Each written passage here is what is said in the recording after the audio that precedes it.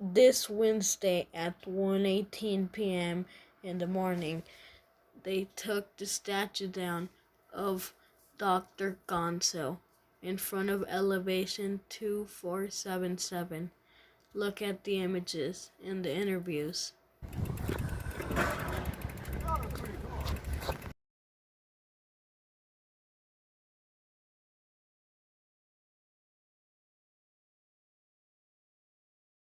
Yeah, what are your thoughts that they took the statue down? Honestly, I think it's really bad that they took the statue down. I really enjoyed it. I thought it was super cool. Hunter S. Thompson was a really awesome person who has done a lot and shared his story.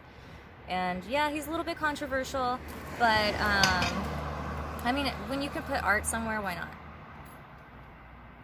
What do you think that they took about, what are your thoughts that they took the statue down?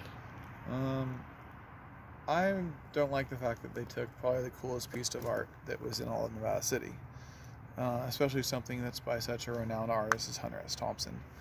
Um, the statue itself wasn't attached to the building, so I don't think that it should have went through an architectural review. Um, it's essentially saying that you can't have a garden gnome in your front yard, or you can't have a piece of art on your own property.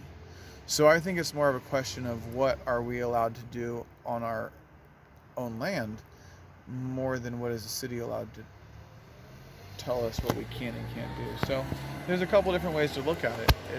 Are we losing an asset, or are we filtering our freedom of speech? What are your thoughts that they took the statue down? I just think it's too bad. It's really a bummer. I really, really liked it. It's by a real famous artist, Hunter Thompson, and he wrote a book called Fear and Loathing from Las Vegas that had these amazing illustrations in it, and it was just such a fun, but kind of a crazy book. Definitely, definitely a drug era book. But his artwork, it kind of chronicled an era.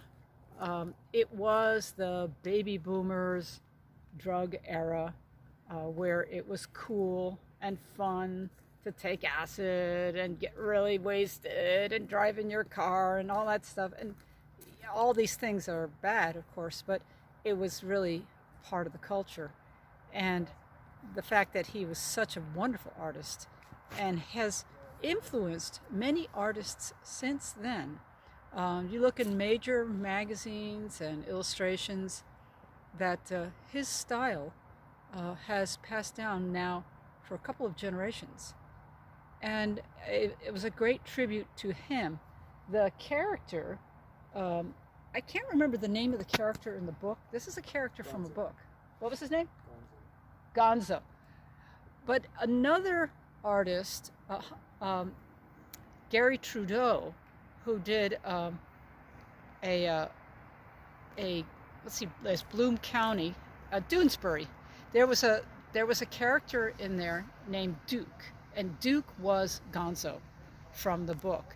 And so Duke was a regular on this comic strip by Gary Trudeau in Doonesbury.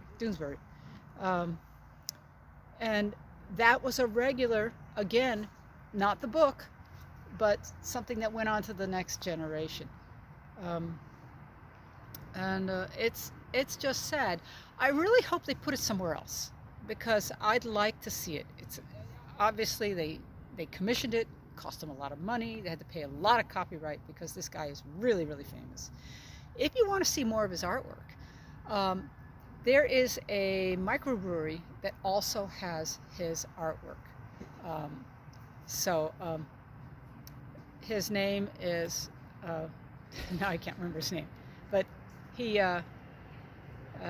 if you look at 6 packs of beer and you see the weirdest illustrations possible, that's the guy. I think it's something like Flying Dead Dog beer or something like that, Flying Dead Dog or something.